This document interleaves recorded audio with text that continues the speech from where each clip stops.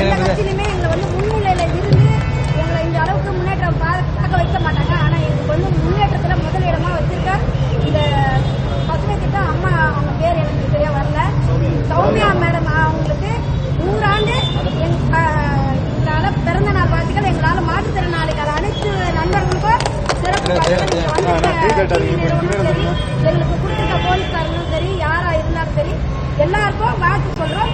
இந்த அம்மாவை நீங்க மீண்டும் மீண்டும் நல்லா வாழ்த்துங்க.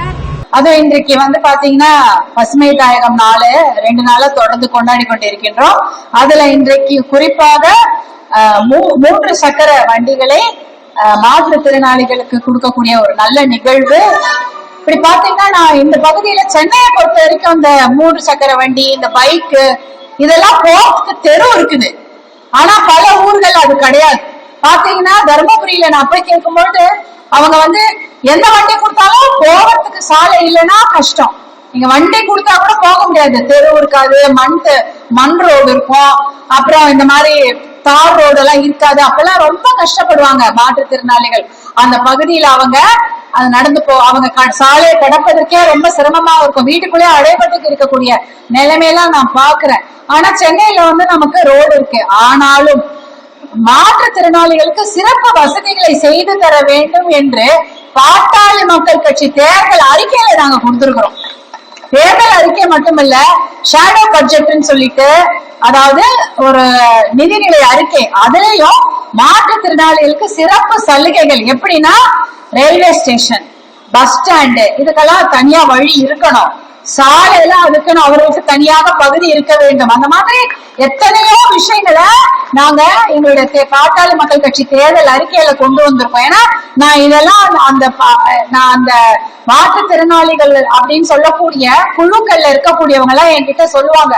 ரயில்வே பட்ஜெட் போடும்போது அதுல இருக்கக்கூடிய குறைகளை எல்லாம் சுட்டி காட்டுவாங்க. நீங்க உடனே அதை பத்தி லெட்டர் எழுதுங்கன்னு. மருத்துவர் அன்புமணி அவர்கள் பாராளுமன்ற உறுப்பினராக இருப்பதால் உடனே அதுக்காக லெட்டர் எழுதி போடுவார்.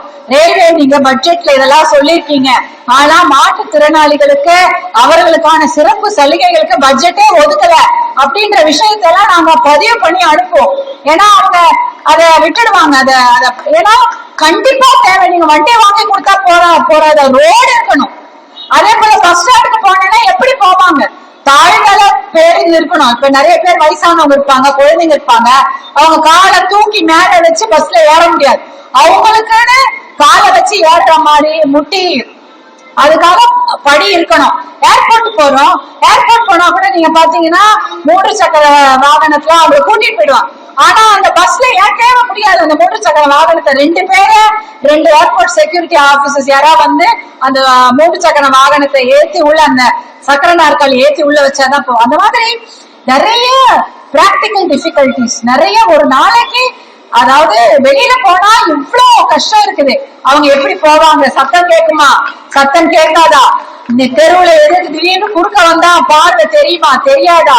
இருட்டுல கண்ணாடி போடலனாலே எவ்வளவு கஷ்டமா இருக்கு. டிவி பார்க்க முடியல, எழுத படிக்க முடியல, பஸ் நம்பர் பார்க்க முடியாது. அப்படி இருக்கும் பொழுது கண் பார்வை குறை உள்ளவங்களுக்கு எப்படி அவங்க வெளியில வருவாங்க போவாங்க? அதே போல காது கேட்கலனாலோ இல்ல அந்த சத்தம் கேட்கலன்னா பக்கத்துல ஹார்ன் சத்தம் கேட்டா கூட கேட்காது.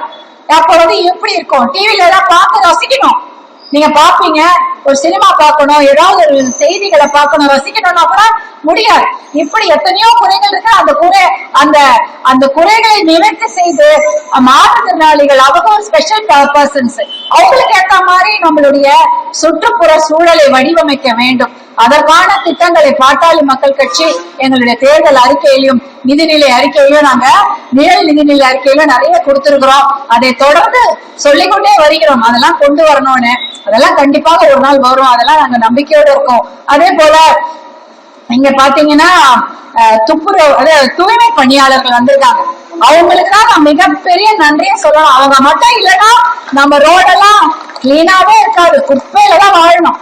அவ்வளவு பெரிய நல்ல வேலையை செய்து கொண்டிருக்கிறாங்க. நான் அப்பதான் ஒரு வாட்டி விஜயவாடா போயிருந்தேன். பாத்தீங்கன்னா மத்தியானம் கூட கிளீன் பண்ணிட்டே இருக்காங்க, வெயில பார்க்காம அவ்வளவு சுத்தமா. அந்த ஒரு பகுதி கார்பரேஷன், அது ஒரு சின்ன கார்பரேஷன் தான், அத சுத்தம் பண்ணிட்டு இருக்காங்க. அந்த மாதிரி எப்ப பார்த்தாலும் வெயில் மழை எது வந்தாலும் அந்த நகரத்தை தூய்மையாக, அந்த ஊரை தூய்மையாக வைத்துக் கொள்ளக்கூடிய நம்ம தூய்மை பணியாளருக்கு மனமார்ந்த நன்றிகள் இந்த நேரத்தில் தெரிவித்துக் கொள்றோம். நீங்க இல்லைன்னா அந்த ஊரே உட்கார்ந்து வாழ முடியாத நகரமாக ஆயிடும். அவங்க இருக்கிறதுனால இந்த நகரம் நன்றாக இருக்கிறது.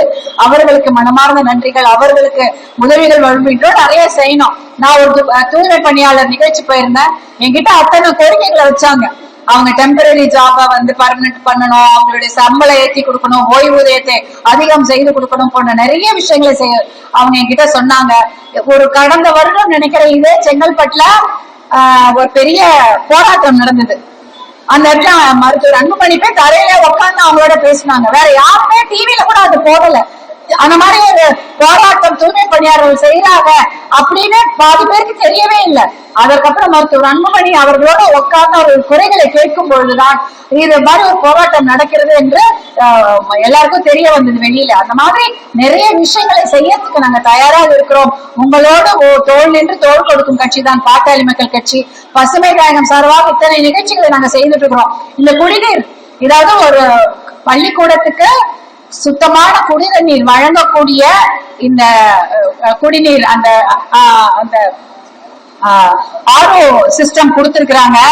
சுத்தமான குடிநீர் என்பது நம்ம எல்லாருக்கும் உரிமை. குழாவை திறந்தா சுத்தமான குடிநீர் கிடைக்கணும். 10 ரூபாய் கொடுத்து பாட்டில் வாங்கி குடிக்கிறது கிடையாது. சுத்தமான குடிநீர்னா குழாவை திறந்தா நல்ல தண்ணி வரும், பம்ப் அடிச்சா நல்ல தண்ணி வரும், அந்த தண்ணியை நம்ம குடிக்கணும். அதுக்குதான் நமக்கு உரிமை.